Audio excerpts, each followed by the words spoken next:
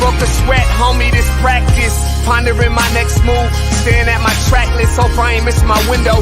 Praying like a Baptist, Seattle's own. Tired of this Game of Thrones. They made a list of the best rappers, and guess who wasn't on? While the disrespect continues, I'm steady packing these venues. Guess if you ain't at the table, you on the menu. And I'm that spitter, baby. They don't want you to see, but everybody's south of Capitol Hill's rocking with me. Boys smoke the trays and ponder getting their life together. I'm comfortable with my role, so I'm like, whatever. Me? I ain't got a job, but I work hard. And you don't work hard, but you got a job. The irony is I'm judged while you feel the applause. I'm slept on, that's why I had to set this alarm. My dudes is armed, I'm armed with this arm charm. Body banging like she got that cream from Barry Bonds. Yeah. I did it for the city, I did it for the love, I did it for the people, I did it for us. That trade season is here, a real hitter with a mic, I'm everything that they fear. With that hood ain't the same, I was all on their ass, I'm level-headed. So yo, my dudes love when I spaz, and I'm so over Seattle's passive-aggressive attitude. They don't call you back, what they really saying is F you. While I'm from the same place, I move at a different pace. I prefer if you just said it to my face, damn, I did it. I did it for the city, I did it for the love, I did it for the people, I did it for us. Average dudes with they average spit, writing average rhymes, knocking average chicks. The closer I get, I can feel the people starting to shift. I'm loyal to a fault, and everybody can't come with. Rap's a rich man's game, I'm only playing with change. They bang models and singers, I'm knocking my own flame, I'm different. The crowd, I move with the chosen few. Black thoughts, I could be the front man for the roots. No diamonds and gold, I'm on my sticks and stones. If we can see your panty line, you should have on a thong. My team is strong, through this fire we forged a bond. And they already know what it is when I get on. To the hearse, party like it's December 31st. When I'm on my deathbed, I probably cracking my nurse. You ain't got the bars to compete. I'm a verbal athlete, deflating these boys so they say that I cheat. Damn, I did it. I did it for the city, I did it for the love, I did it for the people, I did it for us.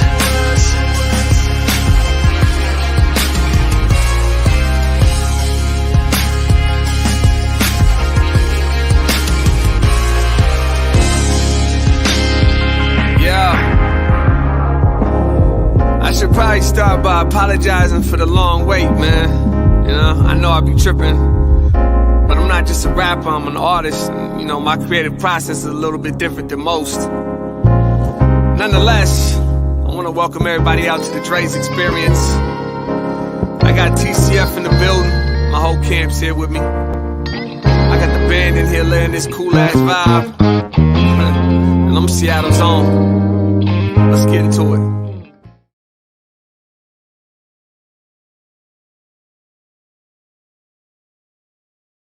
Me up on camera.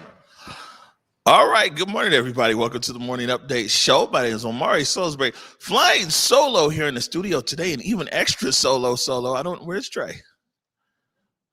Trey's gone. She's like, Treyana is down. She's still in the Virgin Islands. We were down in the Virgin Islands this weekend for Ashley McGirt and Houston Adair's wedding, and actually came back with a nice Virgin Islands t-shirt that I was going to wear today, but it looked like a muscle shirt. So I don't have it on today. I think we'll get Trey back. She was out on a yacht, wasn't she? Yeah, man, we need to get her back. She's over there in the sun and some of everything else. Let me jump right into it. Good morning. Welcome to the Morning Update Show. Right now is the perfect opportunity for you to tag and share the stream. Go ahead and tag and share the stream with people who you feel would appreciate culturally relevant news and information emanating from right here in the Emerald City.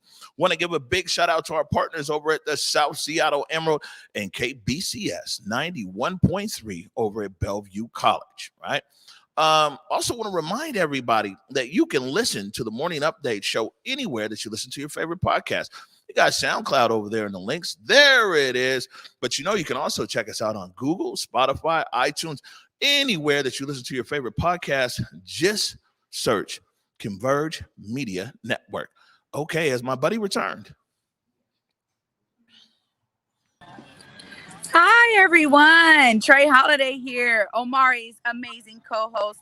I am over here broadcasting from Honeymoon Beach on Water Island over here, right off of St. Thomas in the Virgin Islands. And I'm so glad that I get to join you all. A little bit spotty, but I'm here as much as I can be. Great to see you all over there, looking great in the studio, my friend. Treyana, you know this ain't right. You know this ain't right. I miss you. We had a great time while you were here. I wish you were still here with me, my friend. But I told you Monday morning, I'm going to still be over here getting it in for you and everybody else who had to leave. Just one more extra day for me. And, I'm trying to soak it all in over here, man. So hold on. You're there tomorrow, too? Yeah, tomorrow is like my travel day, though. So you know how it is. It took us a long time. I was gonna say, Mr. Director, I'm gonna just sleep tomorrow. I think Bayana can run the whole thing from down there in the Virgin Islands. Oh my goodness! Hey, this is a beautiful thing with technology. I get to be right there with you all the way from the Virgin Islands.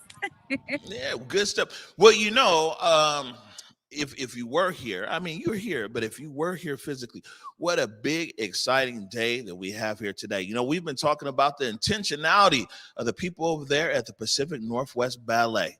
And, they've been really, really been following through on it. And go ahead. We got a little photo montage here. We're going to put this up. That's right. So we're getting ready to get a nut cracking in here. And we've got Iliesiu and we've got Dammiel Cruz. Look at that. Yes. You know what I'm saying? The nutcracker, I mean, it's crazy because it's almost hard, especially in a city like Seattle, not to really know the Nutcracker. The Nutcracker is one of the biggest ballet productions anywhere in America. And actually, I read somewhere that the Nutcracker alone is where most ballet companies get 40% of their revenue for a whole year. It's a very big production. We've got these very how do I say, what's the proper word? Is it ballerina, ballet? What's the right word? Yeah, but if I have two ballet dancers, listen, we in Seattle, so we got to get everything right. Right. We won't get Hey, we don't want that smoke. You know what I'm saying? And we got the ballet people out. That's like, hey, man. Did it wrong. All right, right. So, real excited for that. And you need to hurry up back home because, Leo over there, Pacific Northwest Ballet, offered us some tickets. And also, we've been telling you guys out there that we want you to come with us over there to McCall Hall. So many people have never seen McCall Hall. It's such a beautiful space. And, we want to have an opportunity for you to go and see the Nutcracker with us, right? Absolutely. And this is really such a huge effort in terms of the partnerships that we've been growing here at Converge. And it's a beautiful time for us to deepen those relationships and partnerships as we bring these opportunities into our community. I mean, we've been talking about the fact that when you look at the history of performance in Black community in particular, we have always had a connection to performance, art, to dance, to music, to theater. So I love being able to interview these two amazing ballet dancers today and also bring some of our audience members down to the Nutcracker with us. Very exciting time indeed. You're just difficult to look at today. I ain't gonna lie. Man, I'm so glad we did. We got a shot we're gonna actually bring up here in a minute. But listen, we got a few headlines here. We're kind of abbreviated today because we have our special guest. But Julie Wise has not certified this yet, I don't believe, over at King County elections, but it looks like Councilmember Shama Sawant is going to hold on to her seat over there in D3 by the hairs of her chinny chin chin. We talking about just a few hundred votes, a district divided for sure. And, Sawant, man, famous for these comebacks. We saw that a few years ago against Egan O'Ryan, where, it was a massive swing. And everybody said, because they were doing the calculations, all the old folks got out early and voted. And a lot of people assumed, and those numbers came back, that was really yes on the recall.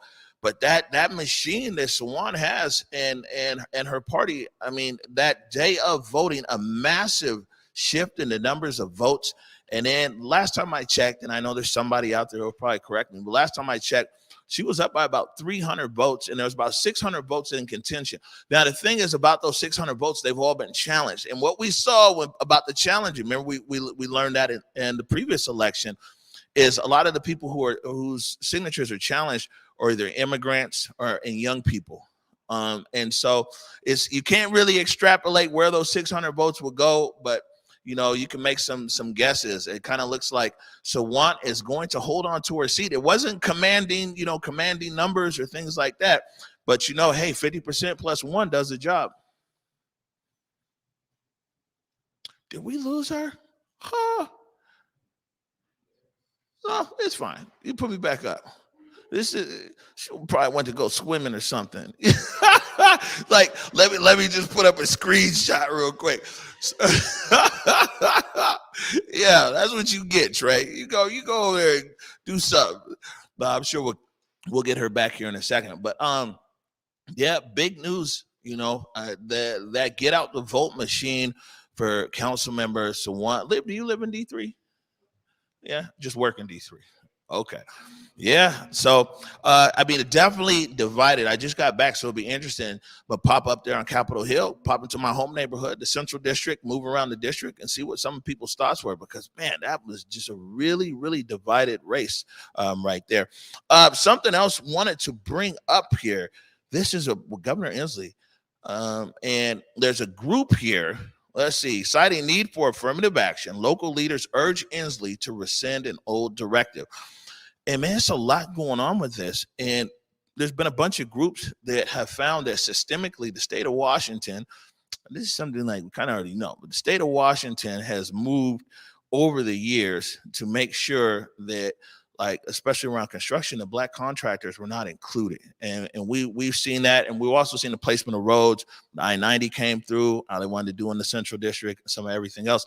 But now, this thing's moving on a federal level. And Congressman Adam Smith has actually written a letter to the Department of Justice asking that they look further into long-term systemic practices by the state of Washington, especially around construction. And construction is something that, here on the Morning Update show, we talked about a lot. Clearly, it's impacted a lot of our legacy neighborhoods, the Central District, Capitol Hill, the CID, and some of everything else. We're going to stay on top. This is going to be a very big story right here.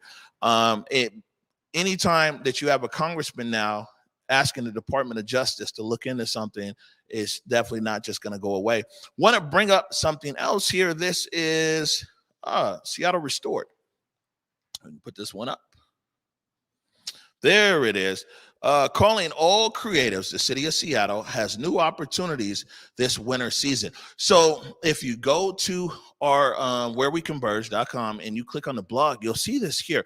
It's a whole bunch of opportunities that are out there. And one of the things, Seattle Restored, if you're downtown a lot like we are right here, our studio's on First and Columbia, there's so many vacant buildings. And one of the things that we were doing even a year ago, and we saw some artists that were down here, they were doing installations in some of the vacant buildings that were out here. Well, it looks like the city has teamed up with Shunpike and a few other groups, and they're going to make these vacant spaces available, and they're actually giving artists money to go and do an installation in some of these vacant spaces, which would be really cool, because down here downtown, we need to activate the space.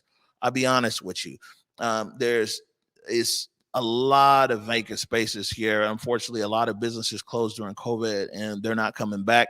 I'm sure ultimately another business will take their space, but right now it's lots, there's space down here. So it's good to see the city do that. You can go to our website, whereweconverge.com, click on blog. You can read all about it. And there's so many opportunities that are there that the city has for creatives and people in the creative economy. That's like almost everybody in here in the creative economy. And so that is there. What else do I got? I do have, it looks like we lost Trey, but I do have a clip right here. This is me and Trey Holiday. We're there at Lindquist Beach in the U.S. Virgin Islands. And this is just a few minutes after Ashley McGirt, now Ashley Adair, and Houston Adair tied their knots down there in the Virgin Islands. All right, Trey Holiday, what have we just witnessed here? Black love at its finest right here on Lindquist Beach in the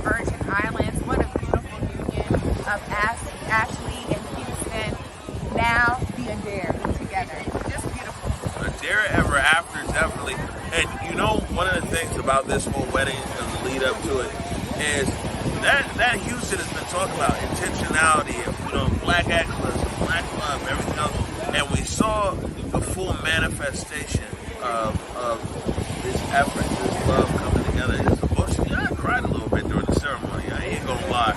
I mean, Ashley was so beautiful coming down the aisle. I was struck again with that heartfelt, genuine nature of watching love at its finest manifestation. You're right, though, because I think both of them really share this intentionality for each other. They've been there for each other in ways that are far-reaching, and already going through the highs and lows of love and really expressing their love in ways that you can only genuinely love. There it is. Houston, Ashley, congratulations. Congratulations, y'all. We love y'all so much. All right. That was, man, right there, Lindquist Beach. And so this is something I really want to bring up, man, is that a lot of times we forget that the U.S. Virgin Islands, they don't require a passport. And I know some people out there are passport challenged for different reasons. We won't bring that up. But the only time we showed ID was leaving Seattle to get down to the Virgin Islands. So I bring that up because a lot of times like, oh, everybody's going to Mexico, can't go to Mexico. Or we were just in Belize 2 weeks ago.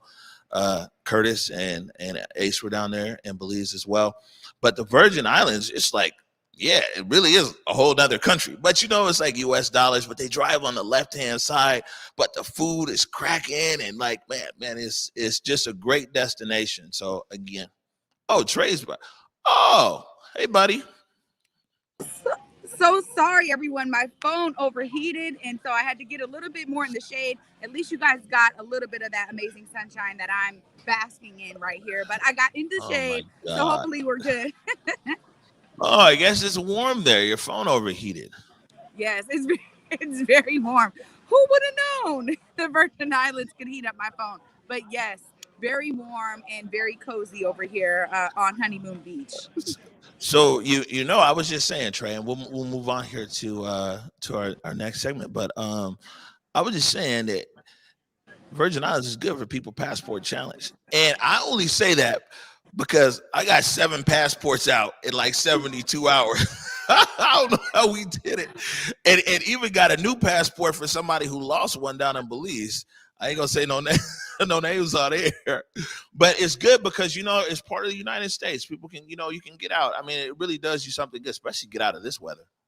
Yeah, absolutely. And that's one of the things that I know the bride and groom were thinking about in terms of their family members. Again, together they have traveled to over 12 different countries, but they said, everybody they love does not have a passport. So how can they be tropical? Make it.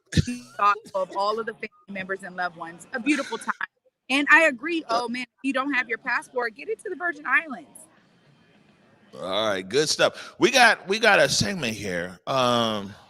Can I say something real quick? Because you ended on someone, and I just got to say, we've been talking about this from day one. Go ahead, put it on the big screen. Thank you. I had to go back to it because we have been talking about this. The machine of the Sawant camp is real. And Omari's been saying it time and time again. We saw those initial numbers come in. And when Justin was on the show with me, we were going over those numbers and understanding that a lot of that was attributed to the early voters. But once again, the machine is alive and well. And, Omari said it early on that, hey, if Sawant pulls us out, it's saying a lot about the matrix and the characteristics of D3. And I agree 100%. Those young voters came out. And again, the numbers aren't all the way settled, hasn't been official yet. But even this a record turnout, really these amazing high numbers, says a lot about the power of the people that are looking for different types of progress right there in D3. Just wanted to put that out there. Thank you. I will say this though, now definitely we'll see what happens, and Director Wise and the team over King County Elections will probably be certifying here very soon once they go through the challenges. But also, Trey, when it's coming down to 300 votes, and no shade at all, I'm just saying the numbers this is a very polarized district.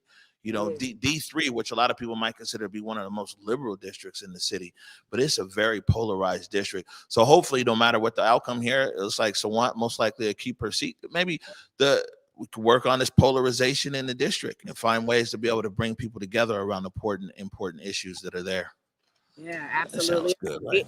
Yeah, no, it's a great opportunity, Omar. You're absolutely correct. How do we unfortunately, bring these kind of two sides together? I think there's some work to be done there. But you know what? I got a strong sense of faith that maybe there's some great ways to make it happen. All right, good stuff. Okay, so here's what we're gonna do. Since we got you right now, we're gonna move this other segment to the end of the show because we don't want to lose you again. So we're gonna take a break right now. When we come back, we're gonna have Iliesiu. Ta-da! You see that? What? We got Iliesiu who's gonna be joining us on the set. You're watching the Morning Update Show. Hey guys, Besa Gordon here, and before heading to Belize, Trey Holiday and I had to make sure we linked up with our good friends over at Market Street Shoes to, of course, grab a few things for the trip. From bags to socks, shoes, sunglasses, earrings, and more. Before going on any trip, make sure you stop at Market Street Shoes. Trust me, you'll find just what you need to make your trip not only enjoyable, but fashionable.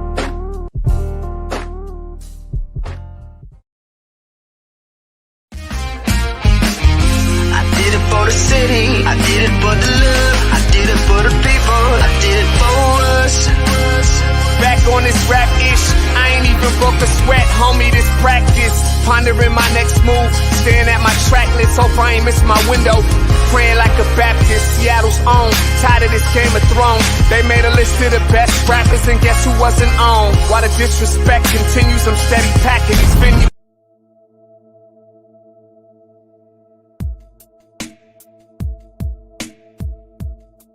Converge Media produces culturally relevant content for Black and urban audiences. Our coverage is raw, transparent, and objective, praised by community leaders, government officials, and residents. Support Converge Media today via Venmo, Cash App, or PayPal at Converge Media.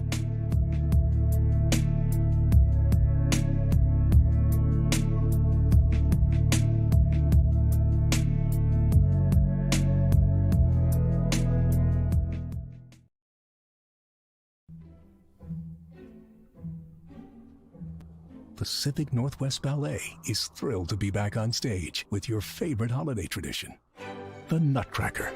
Brighten your holidays with this timeless tale, performed by PNB's incredible company of dancers to the live magic of the PNB Orchestra, playing Tchaikovsky's classic score. Treat your loved ones to the Nutcracker at Seattle Center's McCaw Hall. Tickets and health and safety information at pnb.org. All right, welcome back to the Morning Update Show. My name is Omari Salisbury here in cold and rainy Seattle, Washington. Welcome back, everybody, to the Morning Update Show. I'm your co-host, Trey Holiday. And joining us now on set and right over here in the Virgin Islands, I got Big O there, but we also got Iliesiu from the Nutcracker, right? Yeah, go ahead. Let's put it on the wide, Curtis. Hey, Cece, welcome to the Morning Update Show. Thank you so much. I'm so pleased to be here. Yeah, no, this is great. We have so many questions for you. You know what I'm saying? So many questions about the ballet as a whole and everything else.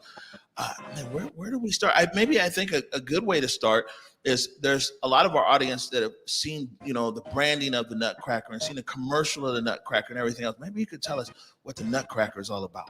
Yeah. Well, I have been doing the Nutcracker since I was probably 5 years old. So it's been 25 years of just part of my life and holiday tradition. I don't spend, besides last year during COVID where everything was shut down, was my first normal holiday season. But I think the Nutcracker just exemplifies the beauty and hominess and traditions of the holidays, whether you celebrate Christmas or Hanukkah or Kwanzaa. It's just a beautiful holiday celebration where you get to see snowflakes running around the stage and different Land of the Sweet characters dancing on stage, and listening to the beautiful Tchaikovsky score is just spectacular. So I'm so happy to be back on stage this year after a pause during COVID last year with theaters shut down. But the Nutcracker is so special, and yeah, we just love our audiences. And I know Trey got a lot of questions for you, but real quick, you're the Sugar Plum Fairy. And what's the Sugar Plum Fairy? So actually, that's one of 6 of my roles. So we have about 37 performances each season, each Nutcracker season. So Sugar Plum is one of my roles, but I also play Clara's mom, the Arabian Coffee, lead Spanish, among others. So each show is kind of a different challenge, but Sugar Plum is definitely my favorite role to play because it's been a dream of mine to perform it. And so to be able to be on stage with the lovely little angels on stage and having all the kids running around and be like, you're the Sugar Plum Fairy, can I have your autograph? It's amazing. Yeah, so this is my 2nd year playing the role of the Sugar Plum Fairy with Dammiel, who you'll meet later, is my wonderful partner and cavalier. But it's just been such a treat to play the Sugar Plum Fairy. Okay, good stuff. Trey? Got Trey. There we go.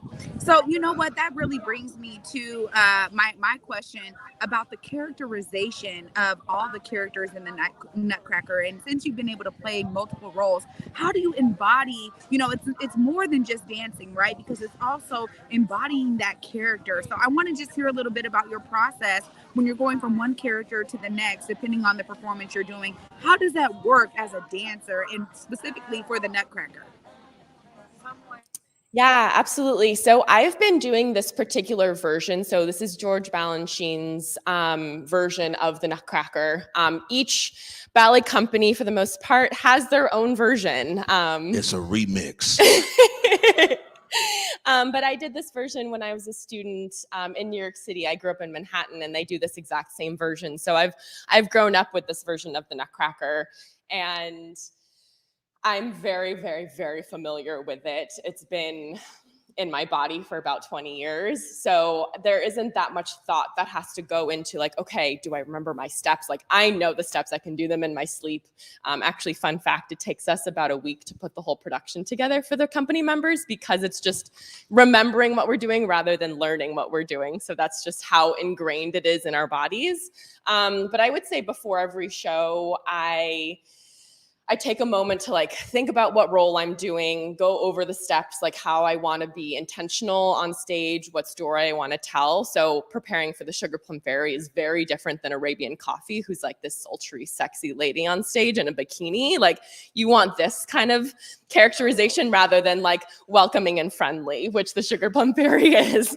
So yeah, there definitely has to be a bit of a mental energy behind what you're doing, but it's just all amazing to be able to play so many different roles and have that differentiation of characters. Now we are kind of heavy in the arts and performing arts right now, and so like a production that comes over to say the Paramount, a Paramount production, that's a traveling production, and those guys travel. Like we're over there for Mean Girls, and there's a few other shows, you know, My Fair Lady, Anastasia, all that. Those are traveling. The way the ballet works is that you guys all are here, and then everything that you guys do, your productions, you're here, and so maybe you could talk a little bit more about how that works. Yeah, so Seattle is our home. We're the Pacific Northwest Ballet, and we are the main ballet company here in this corner of the country. And Nutcracker is our staple. We do it every single year from the day after Thanksgiving until 3 days after Christmas. And we sometimes have 2 shows every day. So as I said, we have 37 shows basically for the entire month of December. So that's a staple for the company every year. And then we have 6 or 7 other what we call repertoires or productions that we put on stage. So coming up, we have Romeo and Juliet in February, which is a beautiful production. We're doing Swan Lake in April, and then like some more modern things as well. So the Nutcracker, you'll see us dancing in point shoes, having tutus on, tiaras, like what you would think is like classical ballet. But then we also dance in socks, and we did a production where it literally rained on stage and we had to dance with water on the floor. So our company is very diverse in the type of repertoire or types of pieces that we do, from like the classics to very modern and contemporary, where we're like slamming on tables and moving scenery. I mean, it's like we do all of it, but Nutcracker is definitely our staple that we do every single year. Right. I was trying to do some research. They were talking about even nationally, Nutcracker for most ballet companies. That's their biggest production of the year, their biggest pull in. And that's why I said we're really happy that Pacific Northwest Ballet is being intentional in their outreach and everything else, because a lot of times, we don't really get talked to our community traditionally about ballet. And, I wanted to share with you and with our audience here. I got a few photos we'll put up. See, this was my daughter. This is down in Houston 2 years ago. That's me and Victoria. And we went and saw the Nutcracker there in Houston. And my daughter, she wanted to go and see the Nutcracker. And I was like, it's ballet, there's no talking, by the way. And it was such a great experience, and it was such a great daddy-daughter experience. And I mean, it really transformed the way that I think about ballet. I would never really, I wasn't against it or anything, but I never would think twice about the ballet. I'm like, whatever. But my daughter was like, we have to go see the Nutcracker. And we went down there in Houston. It's an amazing hall, just like here, McCall Hall. And it was just such a fantastic experience. And thinking of, like you said, ever since you were 5 years old, you've been doing it's been in your body. Yeah. Was exactly what you were saying.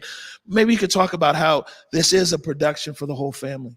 Oh, if any piece that we do or production that we do all year round is the most inclusive family-wise, it's the Nutcracker for sure. It's just a beautiful holiday tradition that can be shared with all generations, all types of people. And it's just such a lovely time to dance, be part of, and then also be in the audience and just share this moment with your granddaughter or your best friend that you wanted to treat, or a new mom and treat them out to a girls' night. I mean, there are just so many possibilities for the Nutcracker to be this holiday tradition that everyone can share. Trey Holiday? Yeah, I mean, this is a beautiful interview here, and just learning about your history with the Nutcracker. One of the things that I think is really connected to us and community is the ways that we intentionally build relationships. And as you talk about being able to be a part of this amazing show for so many years, I want to ask you, how has it felt for you to know that now there's probably young, dancers that are looking up to you to understand what it can mean in terms of their life and a professional dance career, because you're really showcasing that and being able to be connected to it for so long. How does that feel when you have those young girls coming up to you asking for your autograph, or maybe even you encouraging them and looking at themselves as professional dancers as they become adults? That's probably the most fulfilling part of my career, honestly. Nutcracker is just incredible in that way that it feels like such a full circle experience. So I grew up being a mouse and a soldier and a candy cane in the Nutcracker, and looking up to the Sugar Plum Fairy, and then being now the Sugar Plum Fairy and making sure all the kids feel welcomed and safe and comfortable on stage has been just so incredible for me as an artist and a dancer in this company to be able to give back to who was me just a couple years ago as a student. And one of my favorite traditions is we go through a lot of point shoes during Nutcracker because we're dancing so much. And we call them dead when you can't use them anymore.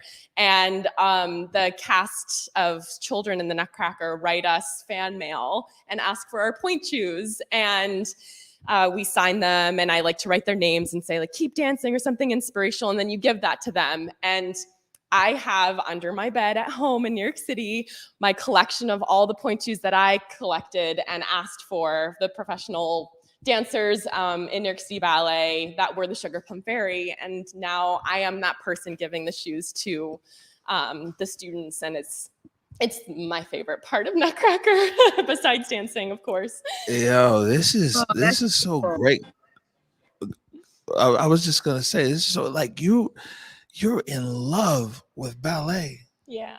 It's just undeniable. COVID actually really taught me that lesson. Like, I've always loved ballet, but having it taken away from me for how many months, years of not being in the theater and the stage, and now being back and having our beautiful audience there supporting us and feeling the energy of everyone out in the audience, everyone on stage, there is nothing like it. really, truly. And so to be able to have this gift back, I will never take it for granted ever again. To have all these beautiful children that are looking up to me and having all the children screaming in the audience, it's really incredible.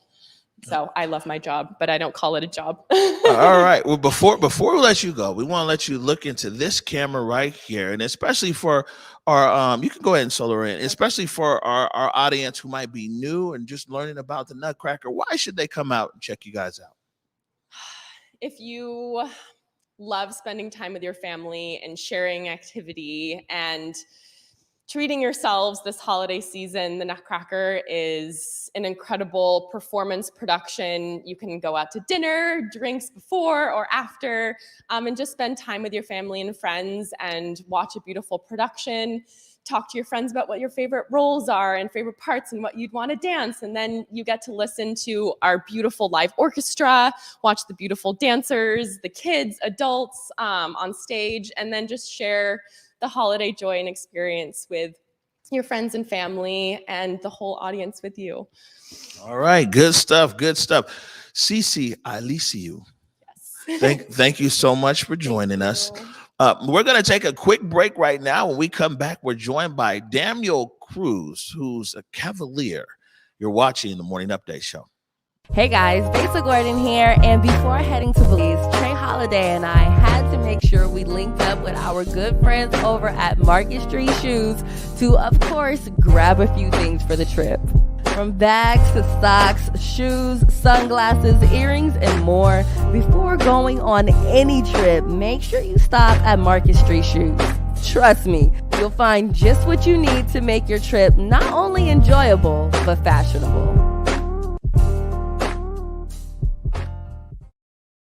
From Lincoln Center Theater that brought you The King and I and South Pacific comes a revival of the most perfect musical of all time, My Fair Lady. Playing the Paramount Theater December 28th to January 2nd. Tickets at stgpresents.org.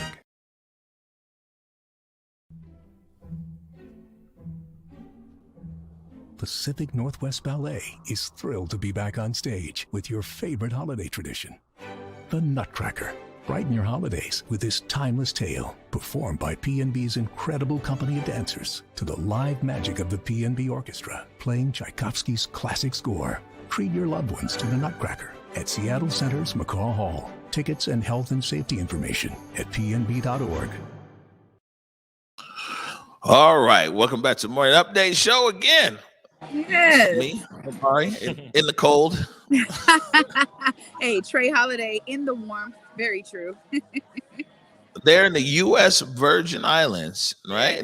Are you going to get over to St. Croix before you leave?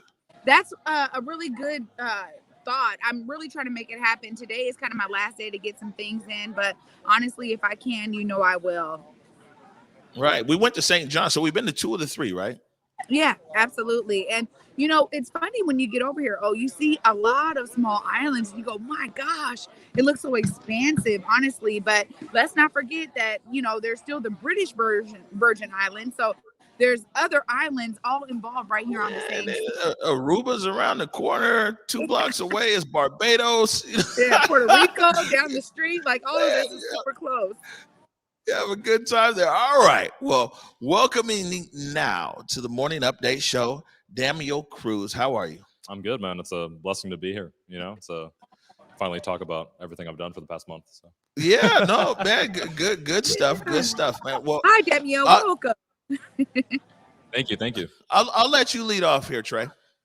Yeah, I mean, just listening to Cece, it's clear that there's a real importance involved in the Nutcracker for any ballet dancer. And so I just want to start off by asking you specifically, how has your experience evolved and maybe your history and connection to this amazing performance that is the Nutcracker, that's such a staple for a lot of our ballet companies out there throughout the U.S.? Yeah, definitely. I actually started training at the same school as Cece in New York, and I was in the production for New York City Ballet for maybe like 2 years as a kid, and then I started again when I was a lot older when I joined the company. So definitely being a kid and then looking up to all those dancers and then being one of those dancers now has definitely been one of the most fulfilling things in my career. So I'll definitely say that's how it's been pretty much so far. What inspired you? I mean, this isn't so. First of all, we got a wide there. Can we stand up? Sure. Hey, I mean, because when you think ballet, I mean, usually a lot of perception is small guys. Mm-hmm. You know, a smaller frame. Yeah. Big. I'm a big dude. Yes, sir. like what? I mean, what was the catalyst? Because it's not, and we want to talk a little bit more too about like the training, the hard work. You know, we were talking about the Nutcracker the other day, and I was like, these ballet dancers are strong. By the way, very strong. Some of the stuff that happens, maybe you could tell our audience, one, what really drove that commitment to you, because this is a very committed thing to be in a ballet. And so what's the average day like as far as working outside of the performance? Right. Well, the average day, I'd say, starts at like 9 in the morning when we have class, which prepares us for the day, gets our body warm, gets our body moving in the right direction. And then we'll have a rehearsal day, possibly from like 12 to 6. You know, that's the longest it could be. Sometimes it's shorter than that.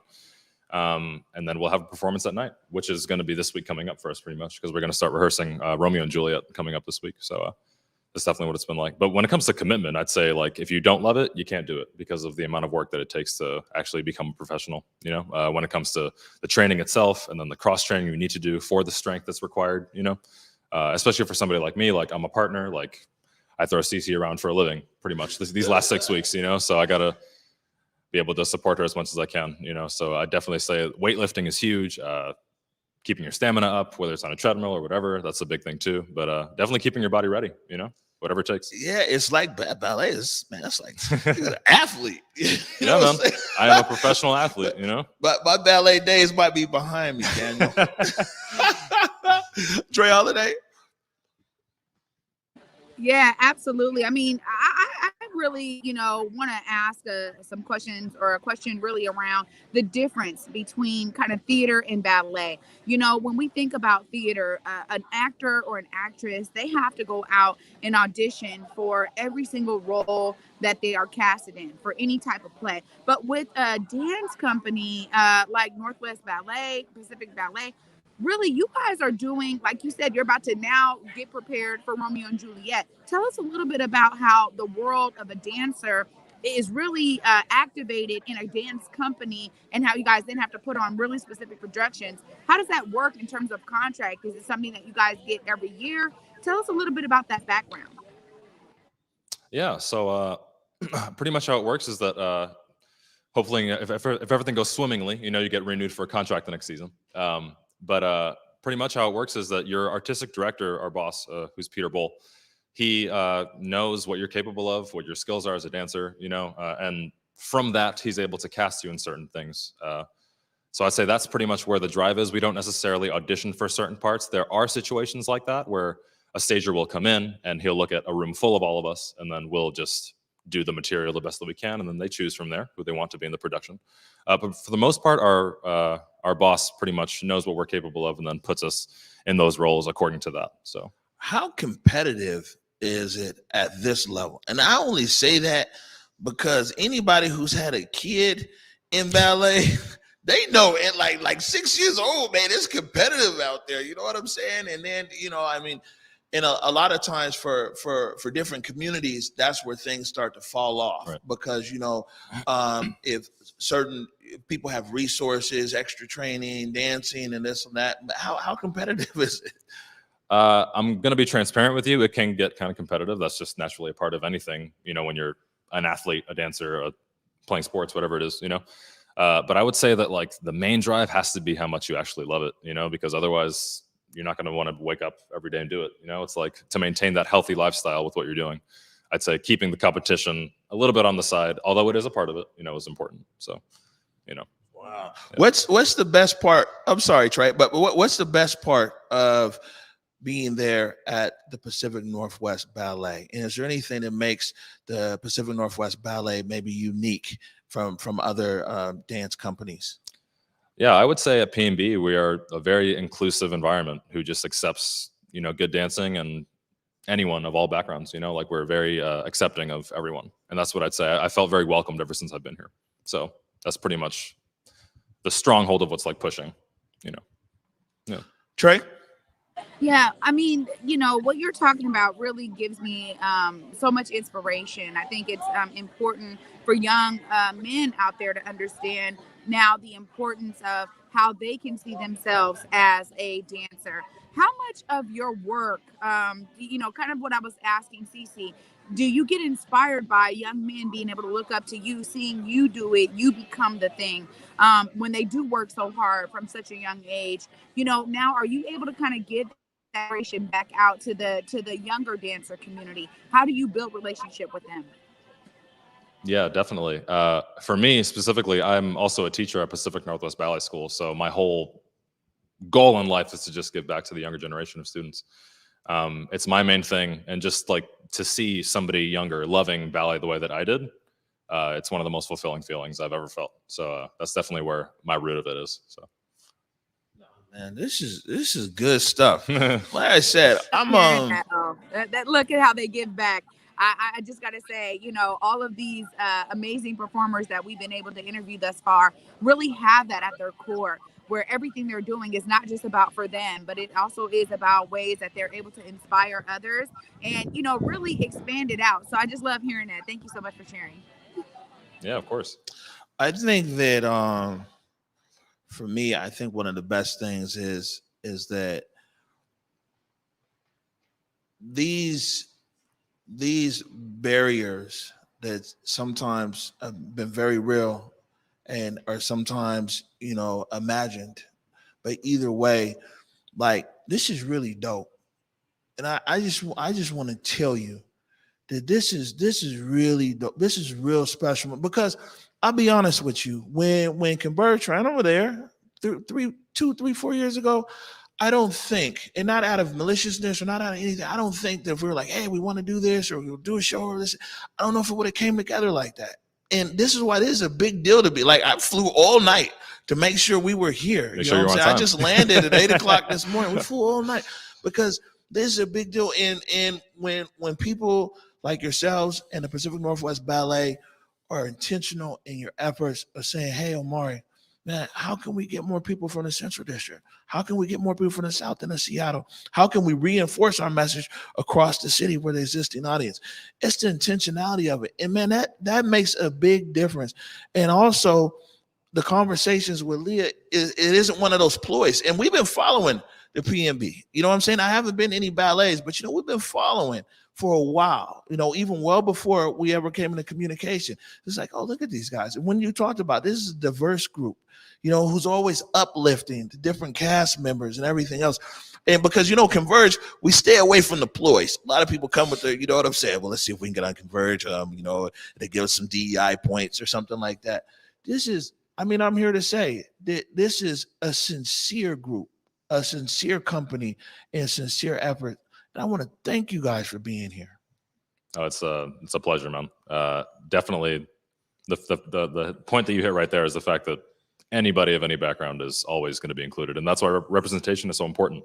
Being able to see somebody that looks like you on stage, to want to go to the ballet, want to go take a class. And then from there, you never know what it can grow into. So fantastic. Look, I'm going to give you another opportunity right here for the people. And yep, there you go. We're going to look right into that camera right now. Man, why should people, especially in our neighborhood, come down and check out the Nutcracker? I think it's a spectacular little performance that we put together. It's a great opportunity to make a nice little evening with your family. Like Cece said, you can go to dinner before, drinks before or after, make a whole thing out of it, and it's just a great experience. It can really make a memory that you can keep with your family for a long while going forward. So. All right, good stuff. Dammiel Cruz, also known as Cavalier. Yes. from the Nutcracker. Thank you so much for joining us this morning. Thank you so much. It's been a pleasure to sit and talk with you guys. So. All right, we're going to take a quick break. When we come back, we're going to check back in with Trey Holiday in the Virgin Islands. You're watching the Morning Update Show. I did it for the city, I did it for the love, I did it for the people, I did it for us. Back on this rap ish, I ain't even broke a sweat, homie, this practice. Pondering my next move, staring at my track list, hope I ain't miss my window. Praying like a Baptist, Seattle's own, tired of this Game of Thrones. They made a list of the best rappers and guess who wasn't on? While the disrespect continues, I'm steady packing these venues.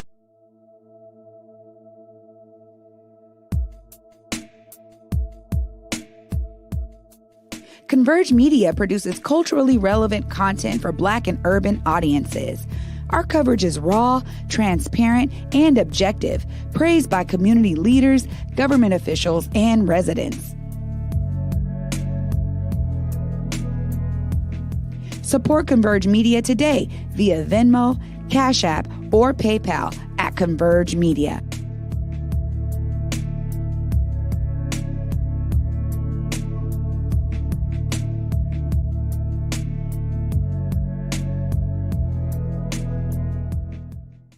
From Lincoln Center Theater that brought you The King and I and South Pacific comes a revival of the most perfect musical of all time, My Fair Lady. Playing the Paramount Theater December 28th to January 2nd. Tickets at stgpresents.org.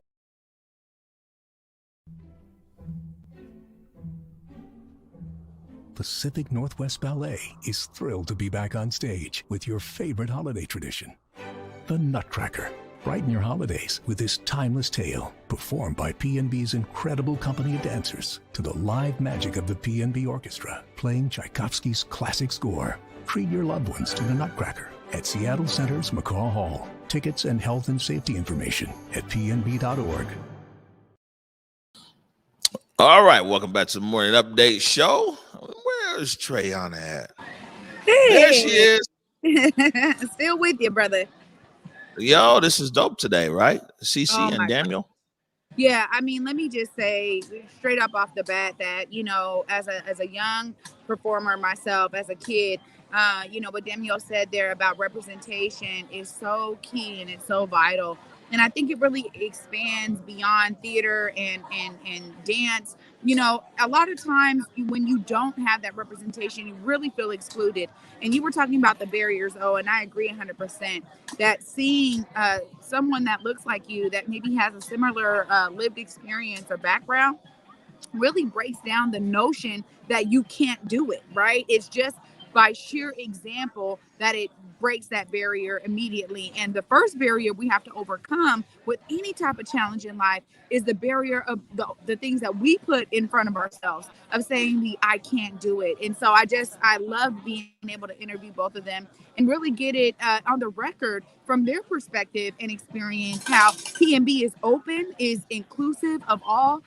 If you got the talent, you should try it. So I love that he said that there. And I love that they're both inspiring young dancers to do what they're doing. Yeah, no, you know, and a few things with that. One, so it's Lloyd Gregory made a comment here, said, I love that Converge is showcasing this. Didn't realize the ballet was reaching out.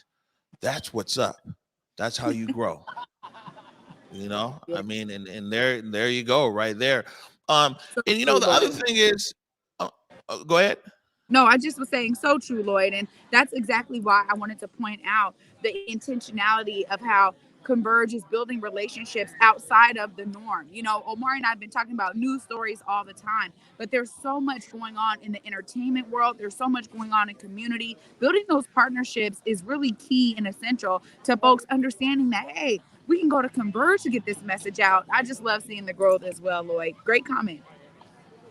Right, definitely. And you know, one thing here I'll say is that for people in the neighborhood, especially like if you've never been to the ballet, and if you've never been to one of these Broadway Across America shows, things like that, man, let's do that. You know what I'm saying? Let's get out. And I'm confident in saying that because a lot of these conversations have been months and months in the making, and because people really value what we say, right? And so we don't ever want to have a non-organic relationship, or a non-real relationship. And so that's that part, right? There's the relationship part. Like, man, these are just good people. But then there's just really just being entertained, you know? And at the end of the day, like I said, an amazing experience with Victoria. I don't think you were on. Were you on? Go put the pictures up. Yeah. I got to see the picture of you taking your daughter. Oh, don't worry. We'll play him again. Yeah. He still got they're right there. Like, I mean, and so like this, I'm speaking authentically. You know what I'm saying? This is authentic experience that I had there at the Nutcracker. It was in a different city, but it was, you know, it was the Nutcracker. And it was with my daughter, and it was just such a great experience. So all the good stuff to the side, like great organization, great people, intention. Man, it's just entertaining, and it's good to go with, you know, especially with somebody you love or trying to impress, or both. Yeah. No, you're right. Oh, and this is what they were talking about. I mean, both of them really echoed those very same sentiments around, hey, if you've never come to a show or never done the ballet, come bring your family out there. I love how Cece said a new mom, you know, girls night out. I mean, you can really imagine it. You can do it by bringing your family into the experience, and you embody that by taking your daughter out there. Oh, so you're one of those families that they're talking about, and you said, look, you may not have chose that, but your daughter was like, Dad, we gotta go, and you went and you enjoyed yourself. Says a lot. Yeah, no, that's what I'm saying. I can authentically put the stamp on it. Like, yeah, go see the Nutcracker. All right, Trey Holiday, we're getting ready to get out of here. We're going to let you get back to whatever it is you out there doing in the Virgin Islands. It's all lush and green and everything. You got any last words before we get out of here? Oh, for me, always, you guys, as we saw here with these two amazing dancers, Cece and Dammiel, please see yourself as a part of the solution. Not only are they doing something they love, but they're finding a way to give back. And I think that really is something we can all learn from and be inspired by. Doesn't matter what you do as a day-to-day job, or, you know, in your professional career or in your own business, the ways that you connect that to the whole is so key and important. And you never know how your life and experience can inspire someone else. So always see yourself as part of the solution, guys. There it is. Fantastic. We got a link that Curtis will go ahead and put in the comments. It's the link over there to Pacific Northwest Ballet, the McCall Hall, people who want to purchase tickets. And we'll be updating everybody probably tomorrow. I think we'll have it worked out as far as what day we're going to attend. We want to take a few of you guys with us over there to the Nutcracker. Let's see if we can get some young people to go. You know what I'm saying? I think it'll be fantastic. On that note, though, being back here in Seattle, you know what I'm saying? Stop it all. You're going to be mad when you land. I'm going to just tell you. But on that note, want to remind everybody, go forward in your purpose. Go forward in your humanity. And until tomorrow at 11 a.m., peace. Lift every voice and sing till earth in heaven ring with the harmonies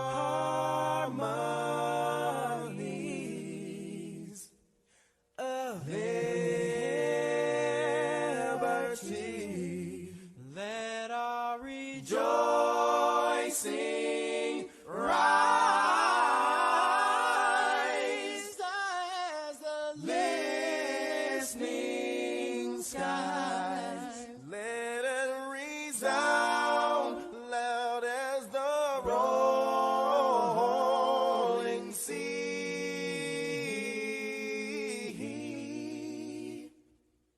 Sing a song full of the faith that the dark past has taught us. Sing a song full of the hope that the present has brought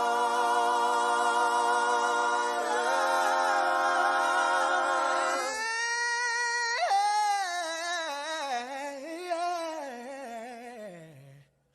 Facing the rising sun.